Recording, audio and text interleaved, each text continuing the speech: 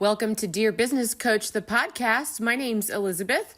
Find one thing to move your business forward today with conversations, spotlights, interviews, articles, and free resources. Listen and follow and subscribe on social media. Dear Business Coach pages and groups. Dear Business Coach podcast. We're on Facebook, LinkedIn, Instagram, YouTube, and don't forget Spotify, Apple, iHeartRadio, Amazon Music, anywhere you listen to podcasts. All it takes sometimes is one little thing to move your business forward today. Okay, let's get. Ooh, okay. Excellent. Yeah, Alan Evitts, thank you so much for coming to the show today. Welcome to the Dear Business Coach podcast. How are you? I'm doing well. How are you doing, Elizabeth? Yeah, fantastic. Thank you. And we're neighbors. It's not actually very often that I actually record with someone that's nearby. So we're both enjoying the spring storm of the wind and rain, but it's kind of pretty. Yeah. Well, you know what? I invited you here today for a couple of reasons, and I will get into that. But I actually want to jump right into a couple sentences that I have on your LinkedIn profile. And so that's how I know to get in touch with you. And so I know that on the screen here, we can provide as well the link to your profile on LinkedIn. And so Alan Evitts, which is Allen, Evitts, Evitts. I met you recently, and what I think I know of you, Alan, is a project manager and an educator from talking to you. But let's see what the introduction of your about section says. With over 2 decades of experience in project management, instruction, business analysis, and the Agile framework, I have consistently delivered high impact, strategic, and complex initiatives within the IT and telecommunications sectors. My most recent role as a project manager at Shentel involved leading and integrating multiple revenue generating projects, including the VA privacy law, Pega CRM implementation, and IPTV deployment. I also drove network operations enhancements within the delivery infrastructure, utilizing a diverse array of technologies and platforms such as Cisco, Nokia, Calix, Eero, Red Hat, Azure, and AWS. Amazon Web Services, is that right? Yes, enough. Mhm. Yeah, enough. So, right. Very good. Okay, I'll stop. That's the written version. Yeah. Basically, I'm a project manager. Have been a project manager for nearly 30 years in technology, and I've worked on a lot of different platforms, a lot of different technologies.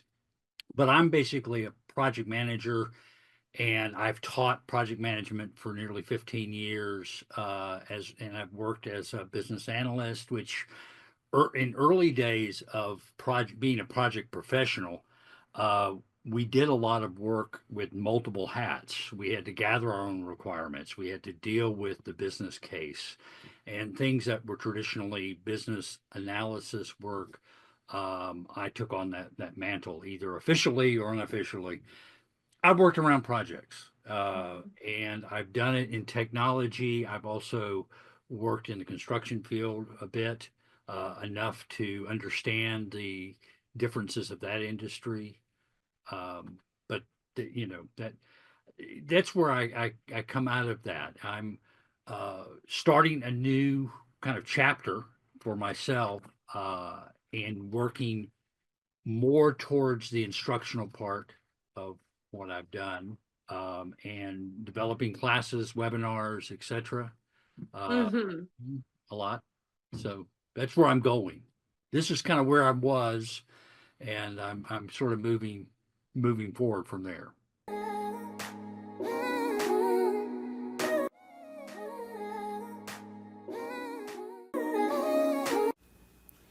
Hey, listeners, don't forget to subscribe to email if you haven't already. Do this at dearbusinesscoachpodcast.com. And if you are a new subscriber, look for the magazine coming up. You can get a free download as a new subscriber. That's dearbusinesscoachpodcast.com. Thanks so much, and I hope you're having a fantastic day. Remember, you are a superstar. Well, I have to say, when I think of what your day to day has looked like before and what it might look like now, I have a lot of questions as far as your progression, right, from being someone who, like you said, is taken on many hats, and you're incorporating the business analysis with your day to day in the field as a project manager, and then incorporating how to teach that. It sounds like with um, technology, you might have a number of different skill sets, right? Between literally dealing with the platforms that you're teaching on and for and with, and well, who are the different populations within an organization that you're bringing together, and that's something that I can't even I just begin to find the vocabulary to ask you the question of how to describe that. And um, I can draw like a diagram in my head of what it might look like, the way that your role might be, like a brainstorming map on paper, and the way the arms reach out to different departments in the organization. So, um, so tell me a little bit about the beginning of being of learning how to be a project manager. Well, I come at project management very naturally. My early career was working actually as an instructor with young people, children and adolescents in some private school settings. Actually taught drama. I was a actor, director, producer in the early days. And really, when you're producing, directing theater, live theater, it's very close to the same skill set as a project manager because you have a concrete deliverable that you're trying to accomplish. You have a time frame and a deadline, and you never have any money. So you're always constrained. And I learned and used some techniques before I knew they were project management techniques. Yeah. But I also was around technology from an early age. My father put one of the first computers in a bank in South Georgia on the coast. They cleared 30 or 40 parking places and built him a building to put that first computer in. It Whoa. magnetic Yeah. tape and punch cards. That's how old it was. And the phone has more processing power, speed, memory, you name it, than that building had. So I Hmm. come at technology uh, pretty early, and I've been around the development of a lot of the technology that we're currently using. Uh, Wow. it's been fun. It's been an adventure. I studied computer science and worked on a PhD in mathematics and computer science at Emory University. Actually taught calculus there, so I've taught calculus and I've taught improvisational theater. So I won't meet a lot of us that can say that.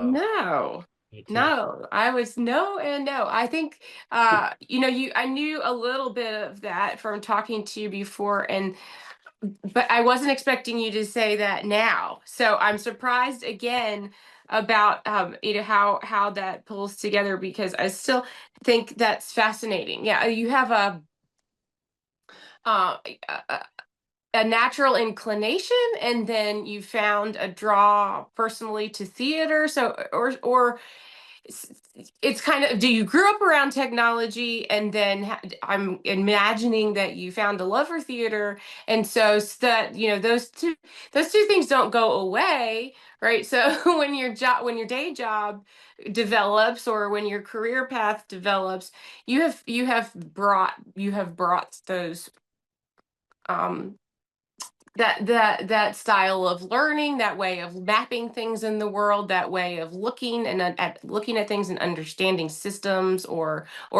like a theater can be an organization, a building, a group, these things, how they work together. You're mapping out systems in your head, right? So you it, must have some kind of a brain for that. well, it's the common thread is you're trying to get things done. David Allen had a great book of that title, which I have over here. And it's a wonderful concept. We're trying to get things done. I believe that project management is all about getting things done. We are shifting from project manager to project professional in some of the circles these days because of the agile framework and the titles are immaterial. If you're in Mm, charge of trying to get something done in a corporate setting or even not in a corporate setting, you're using the skills and the techniques of a project manager. You're trying to make sure that things come in on time, on budget, on scope. And scope just means what are you trying to do and how do you define it? I, mm, I did that years ago in theater. When I was directing and producing, you have to figure out the timeline of that production. How do you do it? You say, well, we've announced opening night is here. And then you go, okay, I have a week of dress rehearsals. I have a week of tech rehearsals. And you go back until you get to a date where you say, here's when we are going to have our auditions so that we can cast this thing and make it to that concrete deadline, which has already been announced. So you're using the same kind of skills of getting it done. mm. That Yeah, that that's fascinating. I don't know if I would think of, see, I wouldn't think though of a theater director as somebody who's applying the getting things done. And now that I see you describing it and picturing you in that role, I immediately can think of a few people that I have worked with in the theater and film world who, yeah, they're not administrators, but yeah, they know how to put something together and make it happen. And what pieces are always going to be a variable and what pieces are a little bit easier to come by each time. how do you maximize the problems that come up?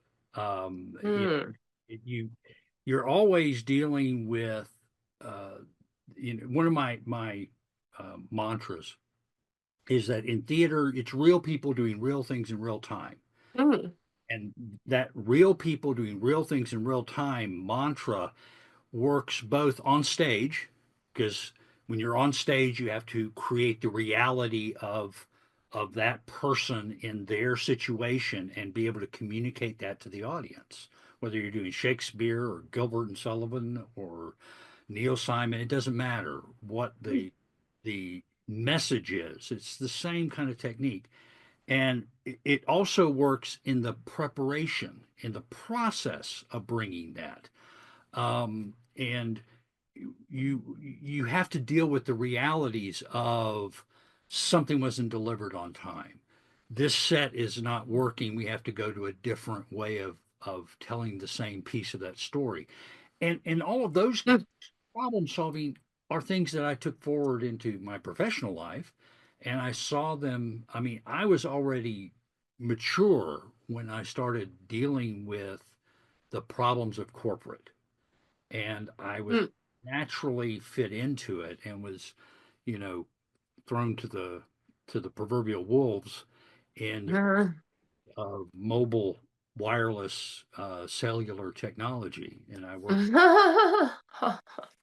I used to work in a storefront in Tanglewood Mall, One Stop Cellular. I did that for a while, and I would enjoy when the reps would come in because our store we sold multiple carriers, and so we would have reps come in from Singular, and Intellos was ramping up right then, and that was a fun little experiment. That was interesting. A real tiny little and a little tiny vision into what the marketplace was doing at that time, working in this one little tiny storefront and watching, how they're making I'm seeing the retail push and then watching sort of in the news anything I can pick up behind how their infrastructure is building, who's competing over who with whom over what, and and it changes so quickly.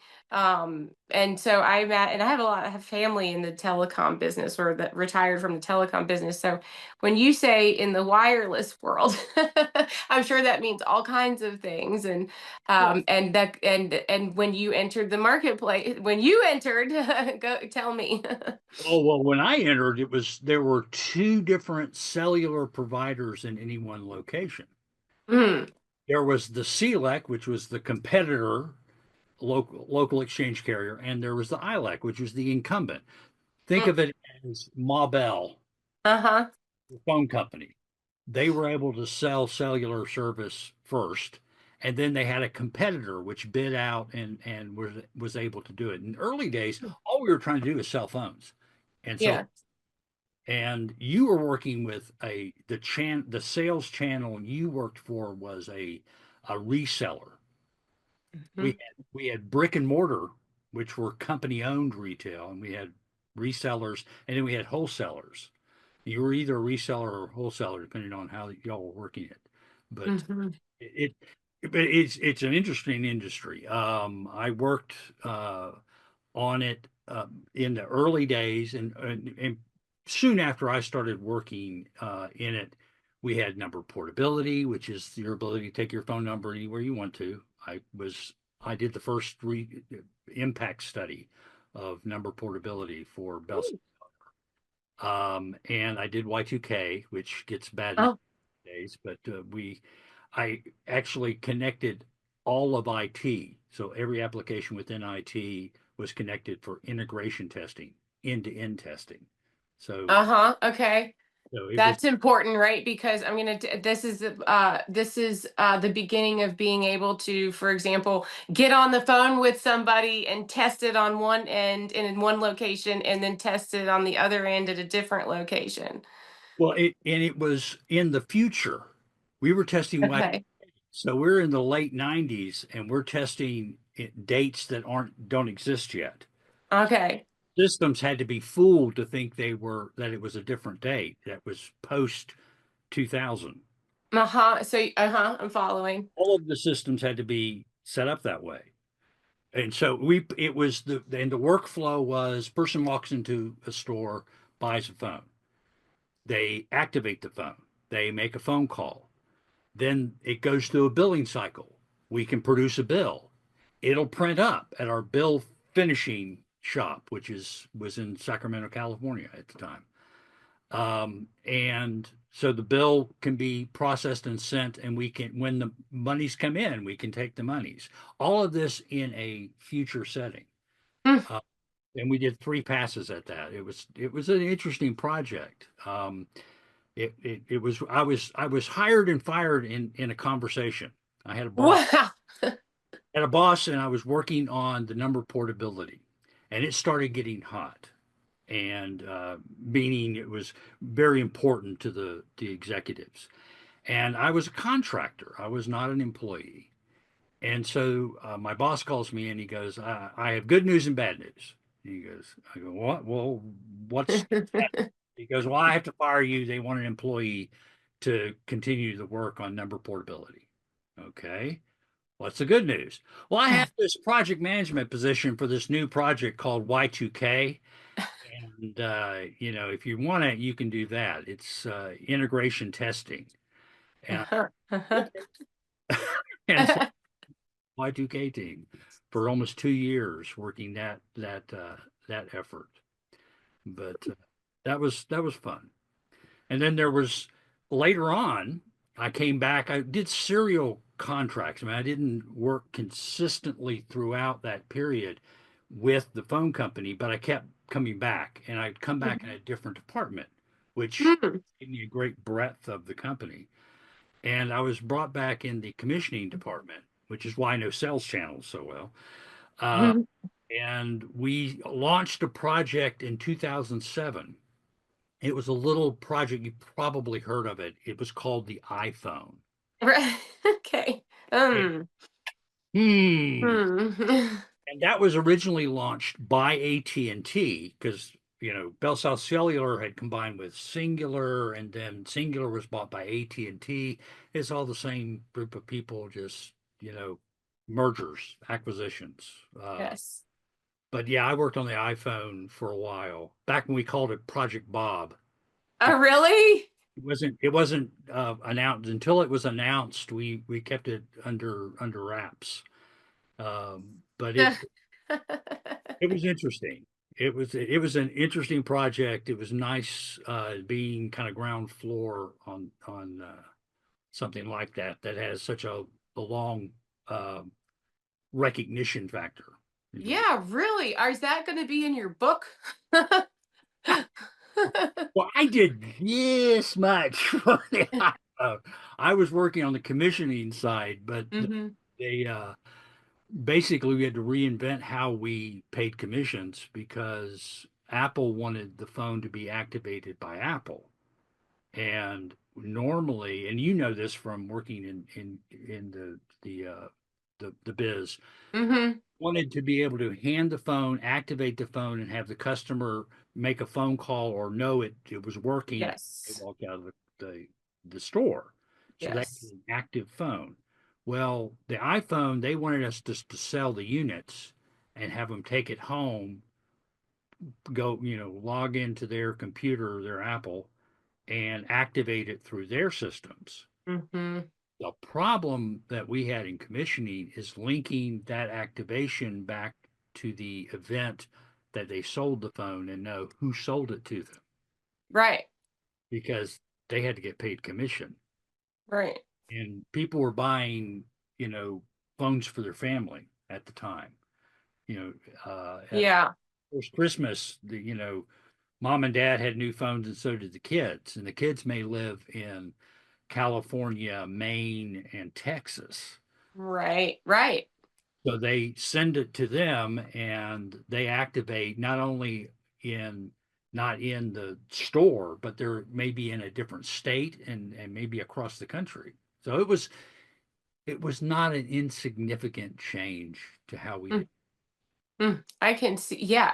Yeah. That's that would involve all kinds of different department systems of technology. I mean, you would have to kind of build it you'd have to design it yourself to make it work because it's brand new or Yeah.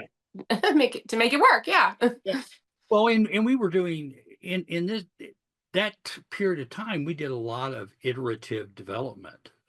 What the agile framework is all about, not deciding the end product up front and then waterfall it so that you have the design a year before you actually build it. You build it in pieces and you Mm, deliver the value of what you're doing in increments. So it's an incremental kind of way of approaching a project. You're trying to get something done, but in some of the more conventional ways of looking at projects, it you try and really define that up front and then build it.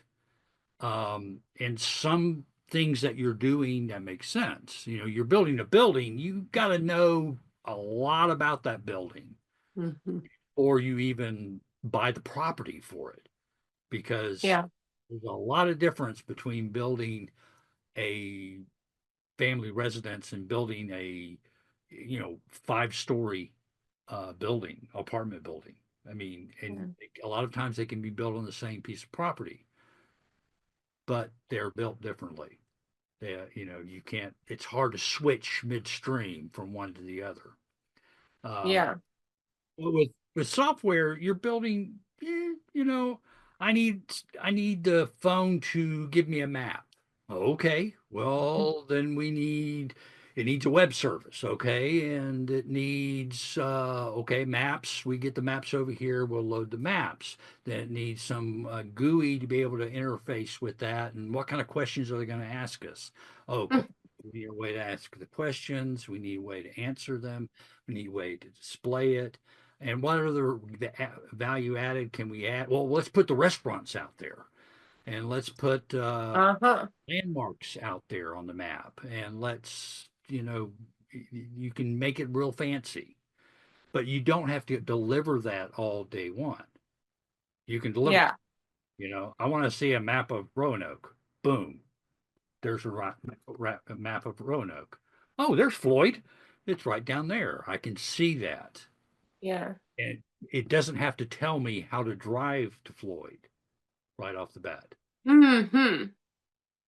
But then it iteratively can add that other functionality to it. And that's why Agile is very popular in software development and in technology in general, because the technology is changing quickly and the what we can do can change and what we need changes because we want to be reflective of market needs. Yes. Uh, Well, yeah, remote. Okay, go ahead. Yes. no, I was just going to say that's in contrast to a building where you know that it's going to take, a year, say, to build a building from the time that you decide to build Mm-hmm.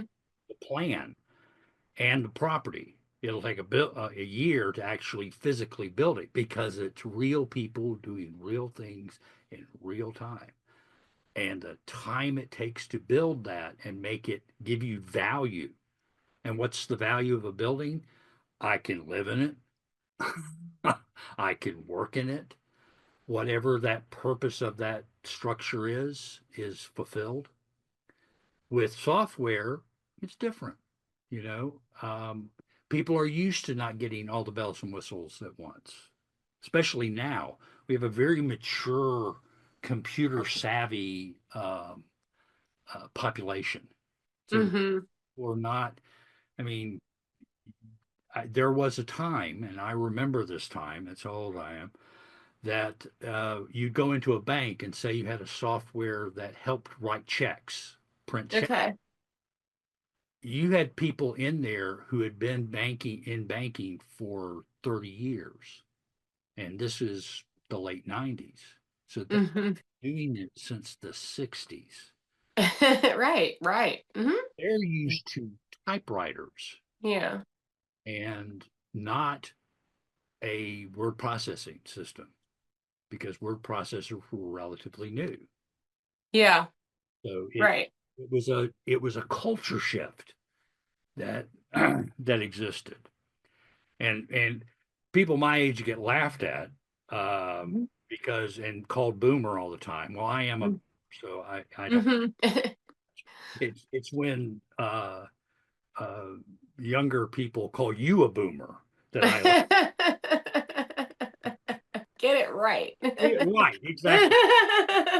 You're gonna insult detail, but it's the we it's funny because I was at an event and they were trying to switch a TV over to a DVD to Oh boy.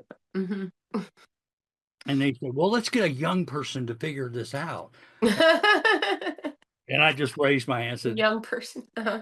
because I've been doing that kind of low uh, uh, maintenance and helping with that kind of technical uh,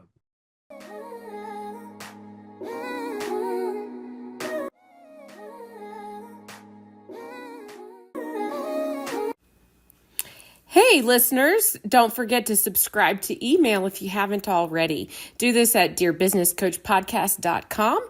And if you are a new subscriber, look for the magazine coming up. You can get a free download as a new subscriber. That's dearbusinesscoachpodcast.com. Thanks so much, and I hope you're having a fantastic day. Remember, you are a superstar. problem solving. Mm. Well, Yeah. and Yeah, no, well, I understand what, or I feel like I understand a little bit what it might feel like to switch from a typewriter to a word processor, because I think a lot about this relationship in my daily life of my physical relationship to the devices that I use. mhm, How I physically touch my phone. How easy is it to bypass the code? Is my Face ID actually going to work? Do I like that? Do I want to look, do I have to go, all these little tiny steps for every task? And also the size of the key, like on my laptop, I don't have a desktop anymore. I remember the my uh first time I told somebody that I was shopping for a new computer, and this was, let's see, maybe 10, maybe 10 years ago or something. And I was talking to my uncle, and he leads a team of people. At the time, he was in an office setting. He's an executive. He manages a team of people. He deals with their technology changing all the time and having to buy new equipment. And I told my uncle, I'm looking for a new computer. And I was trying to tell him I wanted a desktop, and this vocabulary thing was happening between the two of us where he didn't quite understand what I meant. And I was like, "What do you mean you don't what I don't understand why he's not understanding this word desktop because I've always called the thing I use at home that has a tower and a full-size monitor my desktop. That's what I learned to use in school. And by the time I was ready to purchase my own brand new desktop as an adult, pay whatever I want for it, get exactly the thing I want, and what I want is readily available on the market for home use. He was calling it, he said, "Oh, you mean what you want is a workstation." He couldn't understand why I would, because he was thinking that I needed, he was picturing me at home using a laptop. He Yeah. thought, why would you need a workstation in your home? You need a laptop. I'm like, no, I don't want a laptop. I need a desktop. And we just went around this conversation for like 20 minutes before I understood why he didn't understood what I was saying. And and the same thing with somebody, may not the same thing, but somebody going from a typewriter to a word processor.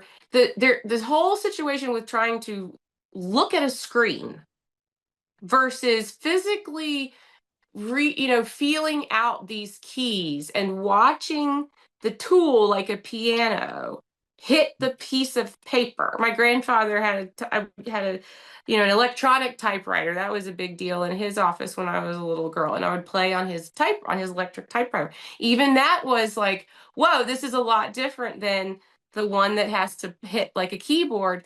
And I cannot imagine how difficult it would be if you're used to playing a piano, having to move to essentially what feels like a touch screen, right? You hit a key and the action is somewhere else and there's no physical reverberation to your It, hand. it's the yeah the tactile the sensation of playing a electric piano or even I mean they have you can have a keyboard on a pad they roll up you can roll it out plug it in and you can play the notes but there's no sense of keys going down there's no physical movement associated with it. So there's a lot of different things technology is interesting but the story you're telling about the workstation, I love the work. I mean, I've been around long enough that I had an ex-wife who, when we first got together, she had a dumb terminal, is what's called a dumb terminal. Okay, I've heard this. Plug that in at home, and it was a big monitor, big monitor and a keyboard, and all it would do was connect to a mainframe somewhere Yes.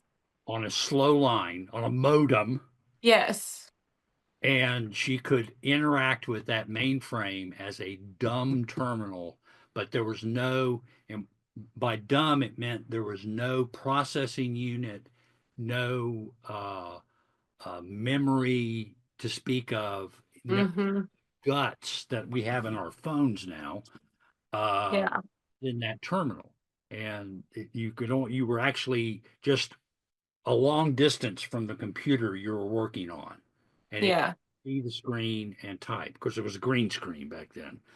But anyway, but Yeah. the conversation you had with about the workstation, it's what I believe project management's about, and being a project professional, we're all trying to get things done, and that's Hmm. and one of the things that we have a difficulty with is the communications and communication problems because we use different words for the same thing. And that's Yes. when we all speak English and we're all, from around here, so to speak, and you Right. cultural differences in and different then you have the levels now it's the difference in generations is very pronounced uh, Yeah. and all of those things are part of you have to take into account. You have to problem solve the issues around that. I mean, uh, again, one of my mottos or something I'm writing about right now is that to be a project professional or a project manager, you really do three things. And that this works in whatever framework you're doing, or whether you're just talking about building a garden in the backyard. You organize, you communicate, and you lead.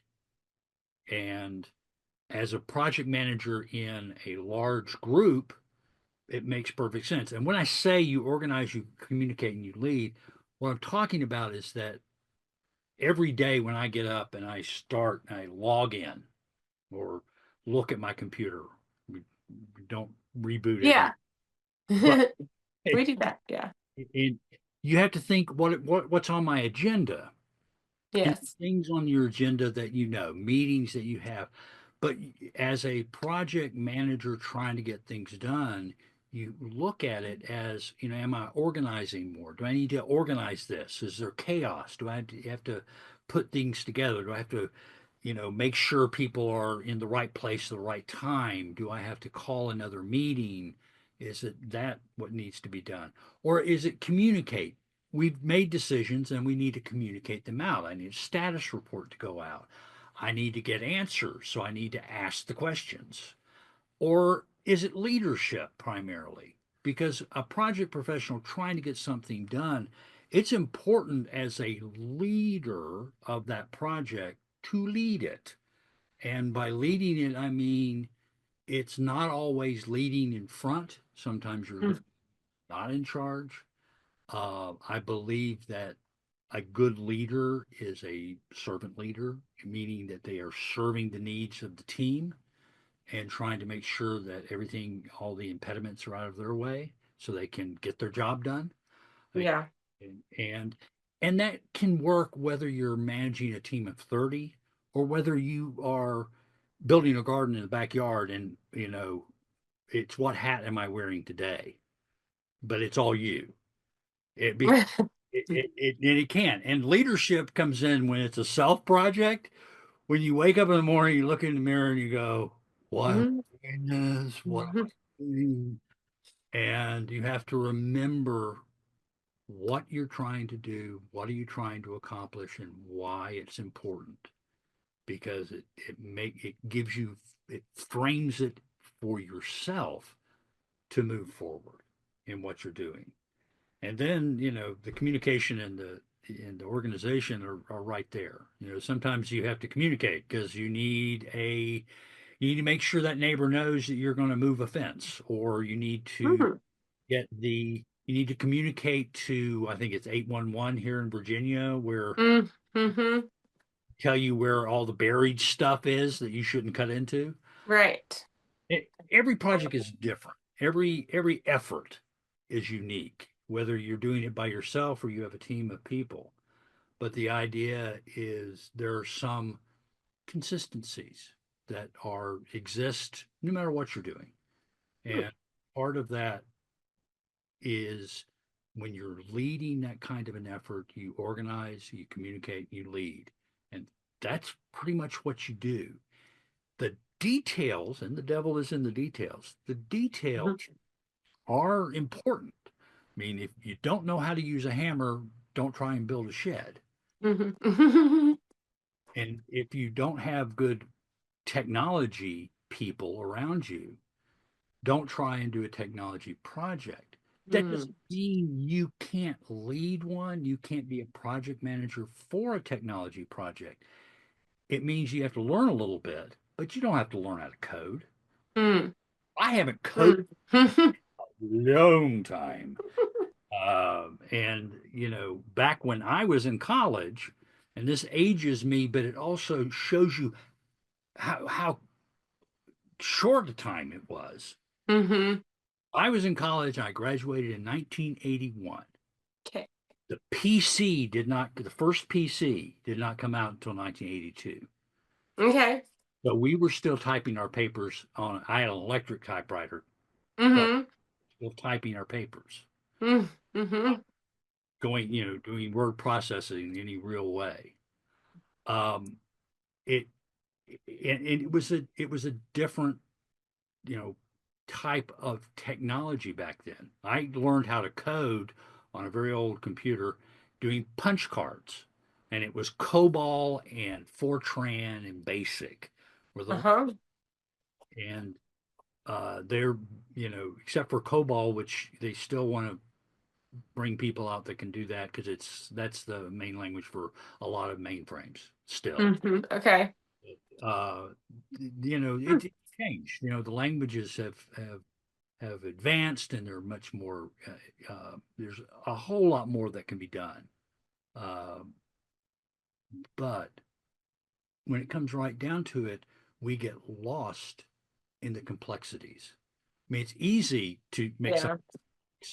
It's real easy to look at a backyard project and be overwhelmed by what you don't know, what you do know that you don't want to do, maybe, and just the sheer effort that has to be put into it. It can be over. Mhm. And one of the goals of managing a project is to try and, well, it's to make it successful. And to make it successful, you have to address both the complexities and see the ease. Some things are not hard. We just have to do. We just have to. I mean, it's not hard, and it's finding ways to do things more efficiently so that you can be successful and finding the small victories along the way. And you have to embrace that process. You know, most people want to get to the finish line and they Yeah. want the prize. Yeah. I have found through the years that you have to embrace the process. You have to find the small victories along the way. And if you're trying to do something, you really do have to enjoy getting up in the morning and doing the work. Because if you're not enjoying that, it will get miserable. Maybe not today, maybe not tomorrow. Hmm. And as we used to say, I did some time in the restaurant business, and those days can be very, very hard on you, but you had Novocaine at the end. Right. And it was, Yeah. so it was like, you know, it was a tough day, but I made money. And Yeah. that is, can work to a certain degree for certain periods of time. Mm. Money isn't everything. And it is, I found more success in enjoying what I do on a daily basis than doing things because they had to be done and I was being told to do them, and Mm.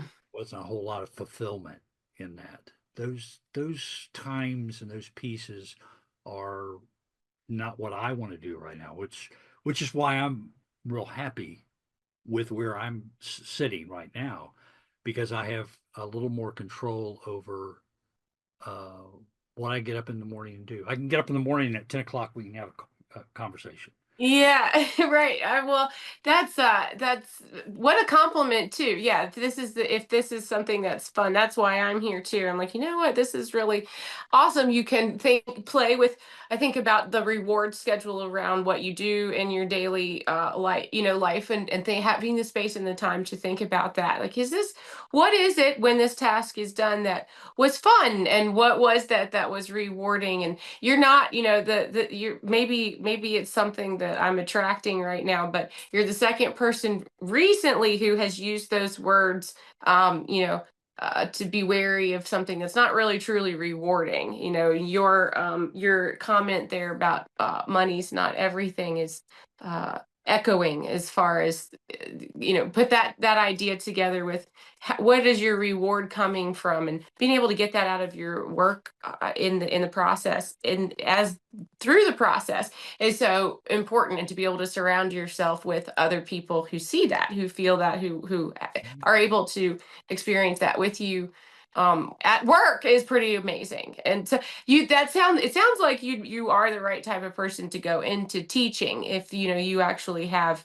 the perspective that as a leader, this is something that you can enjoy. If project management is something that you are find yourself in right now or aspire to be, but especially if you're in the throes of it and becoming better. And it doesn't, I'm in a I'm in a very lucky place right now because I have control over it to a certain degree or a larger degree. And part of it is I'm taking control over it because it's, some of it's choice and some of it's what's happening around. But the thing is, even if you're not in a situation where you have a lot of control, there are techniques of getting things done that aren't particularly pleasant. But Mhm. and I use these. There's things I don't like to do. I mean, Sure. there's always things that you don't like to do. And I use a technique called time boxing, which is a tried and true technique. It's used in agile framework a lot, talked about time boxing. It's like it's not boxing, it's putting looking at a frame of time and putting work in that box and trying to do it within that framework. I mean, we do time boxing. I mean, this interview has a certain limit that we're trying to do Hmm. and will be delivered. There's two boxes. One is how much time we're taking to record it, and one is how much you're going to deliver at the end. And those Hmm. don't have to be the same because we can edit if I ramble on. But other things can be time boxed like that are unpleasant. This is pleasant. Yes. Like, okay, I have got to put all my month-end bookkeeping together. Not my favorite task. Hmm. So I'm going to block out 10 minutes on Friday to do that. And I'm going to put it on my calendar at Okay. 10 minutes. And I'm going to do it for 10 minutes. Now, if I finish it, great. If I don't finish it, I'm done. Okay. I'm just going to work at it for 10 minutes. It's like cleaning the great house cleaning. If you Mm. into your house cleaning, I have to clean the entire house. You'll spend 3 minutes complaining to yourself that you have to do it, and then 2 minutes figuring out how it can be done tomorrow. Right. Yes, how to get out of it. Here's how the time boxing can help. You can go, okay, I'm going to spend 20 minutes and I'm going to work on the kitchen. Okay, yeah. 20 minutes, I'm off the hook. I've done my commitment to myself. I've done my deed, and I don't have to feel guilty about not, having cleaned everything and doing the baseboards and scrubbing the grout. Uh, I'm going to spend, but I am going to get work towards that goal because the goal is important, and it's finding techniques to be able to kind of fool yourself into doing it, if you will, without driving yourself nuts and moving towards the goal. And what this does, psychologically, what happens a lot of times is when you say, I'm going to work for 10 minutes on something, I usually don't say anything less than 10 minutes, is that when you start on it and you get to and I use a timer, I use an egg timer, Okay. or my phone. And when it goes off and I go, okay, my time's up, sometimes I'm like, on to the next thing. Yeah. Or sometimes I'm like, yeah, I'm almost done. I'm in the, Mm, I'll finish it. mm. And you finish something, or because you're in the rhythm, and Yeah. the hard part is starting something. It's not that it's that difficult. It's just that in your brain, it feels more difficult than it really is. And Yeah, right. Yeah, get you've built that stop. You've built the relief at the end. That's amazing. Right up front, you already are relieved. you've made a deal with yourself. You have to work hard, but only for 10 minutes, and, It sounds so funny. and then you can renegotiate at the end of 10 minutes. And oh, it's like I have a new planter on my deck, and I need to fill it with dirt, but I accidentally made it bigger than I really wanted to, and I don't want to go get 10 bags of soil to fill it up. Right. Right. So Yeah, no. my personal deal is I have two buckets which I can carry easily, and I have some dirt in the back that needs to be dealt with, and so I'm two buckets at a time. If Mm, I have a break, I need to go check something. I'll go do two buckets. And if I do two buckets, I've done two buckets, and mm, then I don't. It alleviates some of the anxiety and pressure we put on ourselves, especially when you work by yourself, uh, mhm. to get everything done. Because Right. there a lot of times there's not anyone else that can do what you do. And Mhm. as somebody who has a business, and I know you do too, that's important. But where it fits in with project management and project professionals is you can be in a room full of people. As a project manager, a lot of times you're the only one who does what you do. Yeah. You may have a team of 30 people, but when it comes down to some of the unique skill sets that you bring to it, there's no one else. You can't just say, get that project plan done, write that status report. I mean, those are sort of what you do. Right. And so, and some of that can be difficult, time consuming. Um, and a lot of people say, well, change the report to make it fun. Well, you don't always Can't, do that. can't always do You're that. kind of stuck with a format. One of the word pictures I give project managers of what we do for a living, especially when you're a project manager in a corporate setting, is Mm. you're fighting a two-headed dragon. Mhm. One head is getting things done on time, on budget, on scope, the triple constraint of great project management. You're trying to get things done.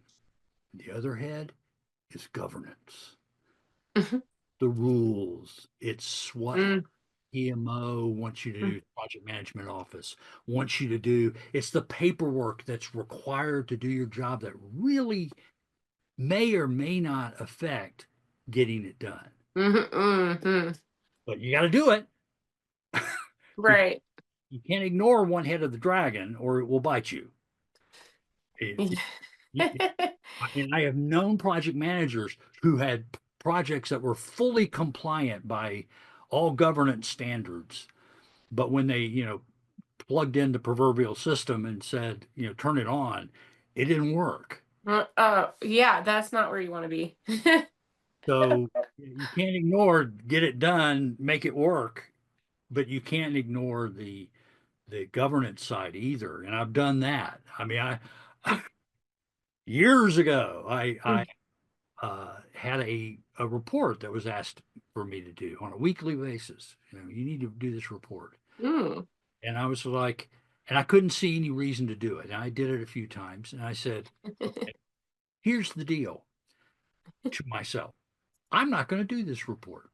And I'm going to see how long it is until they ask me for that report to see how valuable that piece of data is.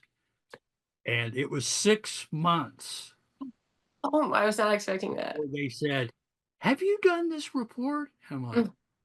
and we had a conversation about, but and but you can get into real trouble if you don't comply with the governance of a corporation that is looking for things. So, Yeah. and I call it a two-headed dragon because they're not the same thing. They're Mm, not the same thing. Now, mm-mm. there's some crossover. There's a Venn diagram there, but Yeah. depending on what you're doing and the corporate structure you're in and the type of project, all the details, um, they are there. They're not always the same. They're not, and you just have to be aware of them.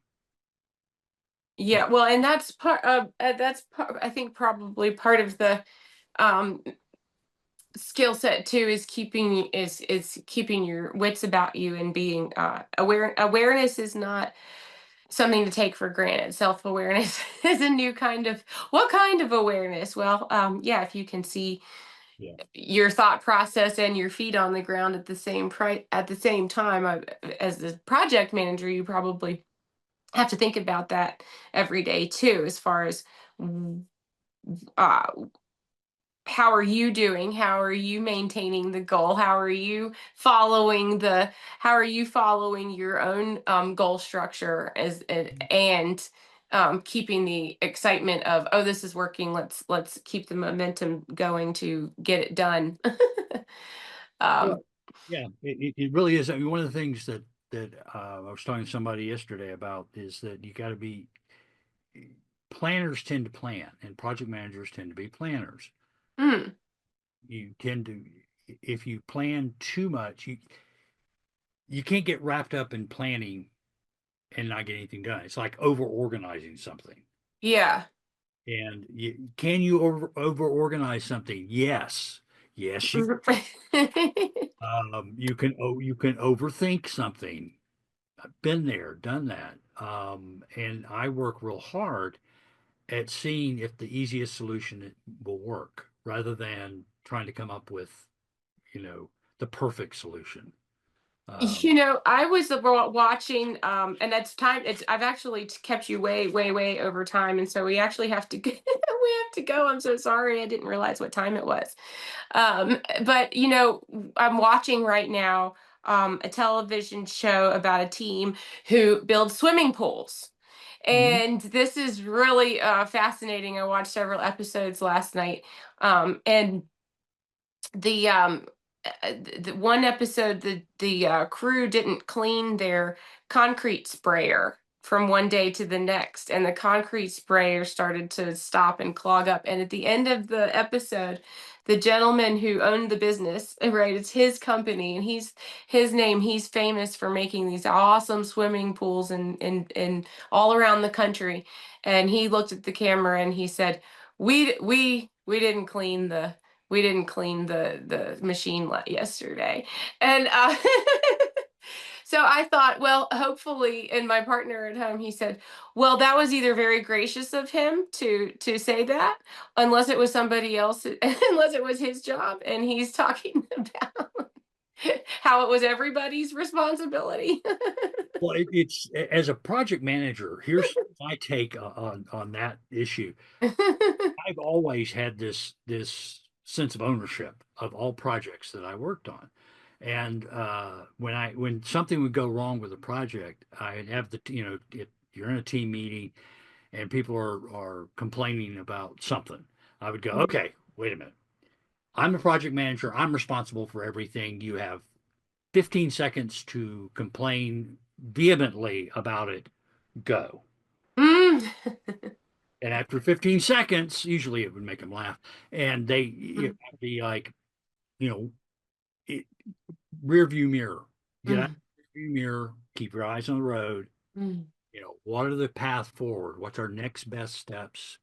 What do we need to do moving forward? Yes, we need to correct some things, but those are usually obvious, and we need to put those into writing and correct them. But don't get wrapped up with the mistake and relive it. It mm, doesn't get you moving forward. How,